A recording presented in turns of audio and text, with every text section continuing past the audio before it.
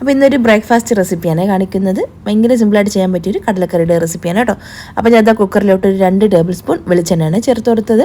2 പച്ചമുളക്, ഒരു 5-6 അല്ലി വെളുത്തുള്ളി, ഒരു കഷ്ണം ഇഞ്ചി, ഇത് മൂന്നും കൂടെ ഒന്ന് ചെറുതായിട്ടൊന്ന് ചതച്ചെടുത്താനായിട്ട് ആ ഒരു കൂട്ട് ചേർത്ത് നന്നായിട്ടൊന്ന് വഴറ്റിയെടുക്കാം.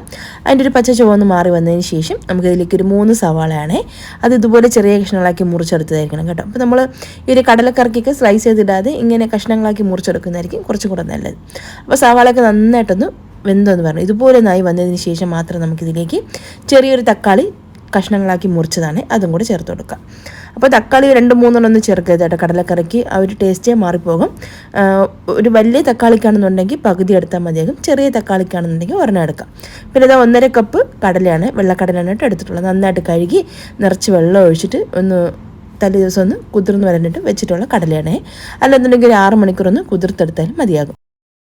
അപ്പോൾ വീണ്ടും നമ്മൾ കറി വയ്ക്കുന്ന സമയത്ത് ഒന്നും കൂടെ ഒന്ന് കടല കഴുകി വെള്ളം കളഞ്ഞിട്ട് വേണം എടുക്കാനായിട്ട്. അപ്പോൾ കടലയും കൂടെ ചേർത്ത് നന്നായിട്ടൊന്ന് ഇളക്കിയതിന് ശേഷം ഇതിലേക്ക് ഇനി മസാലപ്പൊടികൾ എന്തൊക്കെയാണെന്ന് നോക്കാം. 1/2 ടീസ്പൂണോളം മഞ്ഞൾപ്പൊടി ചേർത്തെടുക്കുന്നുണ്ട്.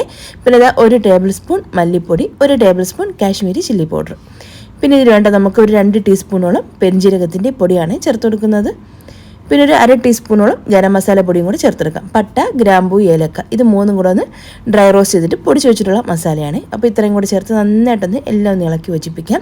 ആ ഒരു പൊടിയിലേക്ക് ഒരു പച്ച ചുവന്ന് ചെറുതായിട്ടൊന്ന് മാറി വരും. അപ്പോൾ എല്ലാം കൂടെ ഒന്ന് നന്നായിട്ടൊന്ന് മിക്സ് ചെയ്തെടുത്തിട്ടുണ്ട്. ഇനി ഇതിലേക്ക് ഇത് ആവശ്യത്തിനുള്ള ഉപ്പ് ചേർത്തെടുക്കാം. ഞാൻ ഇവിടെ 1 ടീസ്പൂൺ കല്ലുപ്പാണ് ചേർത്ത് കൊടുത്തത്. ആവശ്യമുണ്ടെങ്കിൽ നമുക്ക് പിന്നെ ചേർത്ത് കൊടുക്കാം. പിന്നെ ഇതാ ഒരു 2 കറിവേപ്പിലയും കുറച്ച് മല്ലിയിലയും കൂടെ ചേർത്ത് കൊടുക്കാം. ഇനി നമുക്കിതിലേക്ക് നല്ലോണം തിളച്ച വെള്ളമാണ് ഞാൻ ചേർത്ത് കൊടുക്കുന്നത്. ഒരു 2 തൊട്ട് 2.5 കപ്പ് വരെയൊക്കെ ആകാൻ വെള്ളം. അപ്പോൾ ഒരു കടലയുടെ മുകളിലോട്ട് വെള്ളം നിൽക്കണം, അതിനനുസരിച്ചിട്ട് നമ്മൾ വെള്ളം ചേർത്ത് കൊടുത്താൽ മതിയാകും.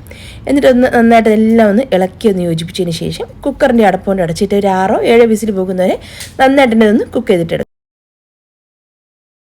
അപ്പോൾ അത് കടലേക്കൊന്ന് നന്നായിട്ടൊന്ന് കുക്കായി വരുന്ന സമയം കൊണ്ട് നമുക്ക് പുട്ടിനുള്ള മാവൊന്ന് റെഡിയാക്കിയിട്ട് വെക്കാം കേട്ടോ. അപ്പോൾ അത്യാവശ്യം വാവട്ടം വലിപ്പമുള്ളൊരു പാത്രം എടുത്തിട്ടുണ്ട്. ഇതിലേക്ക് നമുക്ക് ആവശ്യത്തിന് വെള്ളം ഉപ്പും കൂടെ ചേർത്തിട്ട് നന്നായിട്ടൊന്ന് തിളപ്പിച്ചെടുക്കാം.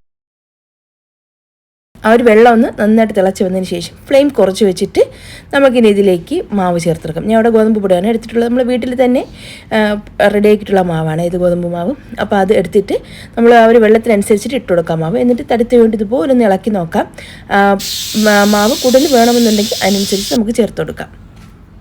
അപ്പോൾ ഒന്ന് ഇളക്കിയതിന് ശേഷം ഫ്ലെയിം ഈ ഒരു ടൈമിൽ കുറച്ച് വയ്ക്കണേ. അപ്പോൾ ഇതുപോലെ ഒന്ന് ഇളക്കിയതിന് ശേഷം നമുക്ക് ഫ്ലെയിം ഓഫ് ചെയ്ത് മാറ്റി വയ്ക്കാം.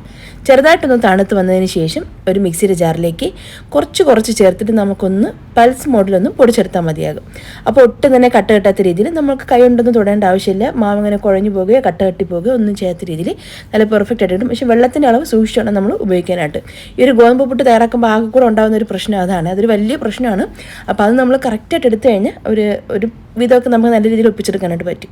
പിന്നെ എന്താ നമ്മളിങ്ങനെ കഴിഞ്ഞിട്ട് തൊട്ട് നോക്കുന്ന സമയത്ത് വെള്ളം കുറവെന്ന് തോന്നിക്കഴിഞ്ഞാൽ കുറച്ച് വെള്ളം ചെറുതായിട്ടൊന്ന് തിളച്ചിട്ട് ഒന്ന് കുഴച്ചെടുത്താൽ മതിയാകും. അല്ലെന്നുണ്ടെങ്കിൽ ഇതുപോലെ തേങ്ങ ചിരകിയിട്ട് ആ ഒരു വെള്ളത്തിന് പകരം നമുക്ക് തേങ്ങ ചേർത്ത് ഒന്നും കൂടെ ഒന്ന് മിക്സ് ചെയ്തെടുത്താലും ഒട്ടും തന്നെ കട്ട കെട്ടാത്ത രീതിയിൽ മാവ് നമുക്ക് പെർഫെക്റ്റ് ആയിട്ട് കിട്ടും കേട്ടോ. അപ്പോൾ ഞാൻ അവിടെ ചിരട്ടപ്പുട്ടാണ് കേട്ടോ തയ്യാറാക്കി എടുക്കുന്നത്. അപ്പോൾ ആ ഒരു ചിരട്ടപ്പുട്ട് മേക്കറിലോട്ട് കുറച്ച് തേങ്ങ ഒന്ന് അടിഭാഗത്തായിട്ട് വെച്ചെടുക്കുന്നുണ്ട്. എന്നിട്ട് നമുക്കതിലേക്ക് ആ ഒരു ഗോതമ്പ് മാവ് നിറയ്ക്കും. അപ്പോൾ മാവ് ഞാൻ ഫുള്ളായിട്ട് ഫില്ല് ചെയ്തിട്ട് അതിൻ്റെ മുകളിലായിട്ട് വീണ്ടും കുറച്ചും കൂടെ ഒന്ന് തേങ്ങ വെച്ച് കൊടുക്കുന്നുണ്ട്. എപ്പോഴും നമ്മൾ ഈ ഒരു ഗോതമ്പ് പുട്ടൊക്കെ തയ്യാറാക്കി എടുക്കുന്ന സമയത്ത് നമ്മൾ അരിപ്പുട്ടിനേക്കാളും കുറച്ച് കൂടുതൽ തേങ്ങ ചേർക്കുമ്പോഴാണ് നല്ലൊരു ടേസ്റ്റ് കിട്ടുന്നത്. അപ്പോൾ അത് ആ ഒരു തേങ്ങയും കൂടെ മുകളിൽ ഇതുപോലെ ഒന്ന് വെച്ചിട്ട് നമുക്കിതൊന്ന് സ്റ്റീം ചെയ്തിട്ടെടുക്കാം. ഒരു 3-4 മിനിറ്റ് കൊണ്ട് തന്നെ ഇത് പെട്ടെന്ന് റെഡിയാക്കി കിട്ടും കേട്ടോ. പുട്ട് നമുക്കൊന്ന് അടച്ച് വെച്ചെടുക്കാം കേട്ടോ. ആവി വരുന്നതിന് മുന്നേ തന്നെ നമ്മളിത് അടപ്പ് വെച്ചിട്ട് അടയ്ക്കണേ, ഇല്ലെന്നുണ്ടെങ്കിൽ നമ്മുടെ കയ്യിൽ ഇങ്ങനെ ആവി കൊള്ളാനുള്ള ചാൻസ് ഉണ്ട്. അപ്പോൾ എന്തായാലും അടച്ച് വെച്ച് ഒരു 3-4 മിനിറ്റ് കഴിയുമ്പോൾ നന്നായിട്ടിത് വെന്ത് വന്നിട്ടുണ്ട്. ഇനി ഞാൻ അതൊന്ന് വേറൊരു പാത്രത്തിലോട്ട് മാറ്റുന്നുണ്ട്. അപ്പോൾ ഭയങ്കര സോഫ്റ്റാണ്, കഴിക്കാൻ നല്ല ടേസ്റ്റാണ് കേട്ടോ ഈ ഒരു രീതിയിൽ ഗോതമ്പ് പുട്ട് മാവ് നമ്മൾ നനച്ചിട്ട് തയ്യാറാക്കി എടുത്തു കഴിഞ്ഞാൽ. അപ്പോൾ ആ കടലക്കറിയും ഇവിടെ റെഡി ആയിട്ടുണ്ട്. ഞാൻ ഫ്ലെയിം കുറച്ച് വെച്ചിട്ട് അതിൻ്റെ ഫുൾ പ്രഷറൊക്കെ കളഞ്ഞിട്ട് കുക്കറിൻ്റെ അടപ്പൊന്ന് മാറ്റിയിട്ടുണ്ട്. എന്നിട്ട് വീണ്ടും ഫ്ലെയിം കുറച്ചൊന്ന് വെച്ചിട്ട് ഒരു 15 മിനിറ്റ് ലോ ഫ്ലെയിമിൽ ഒന്ന് ഇട്ട് വെക്കുന്നുണ്ട് കേട്ടോ. ആ ഒരു കറി ഒന്നും കൂടെ ഒക്കെ ഒന്ന് സെറ്റ് ചെയ്യാൻ വരാൻ വേണ്ടിയിട്ട്. അപ്പോൾ അത് വളരെ സിമ്പിളായിട്ടുള്ള ബ്രേക്ക്ഫാസ്റ്റ് ഇവിടെ റെഡി ആയിട്ടുണ്ട്. നല്ല ടേസ്റ്റാണ് കഴിക്കാൻ വേണ്ടിയിട്ട്. അപ്പോൾ എന്തായാലും ഈ ഒരു രീതിയിൽ ട്രൈ ചെയ്ത് നോക്കിയിട്ട് എൻ്റെ ഒരു ഫീഡ്ബാക്ക് താഴെ കമൻസ് ആയിട്ട് കൊടുക്കണേ. അപ്പോൾ ഈ വീഡിയോ കണ്ട എല്ലാ കൂട്ടുകാർക്കും താങ്ക്സ്.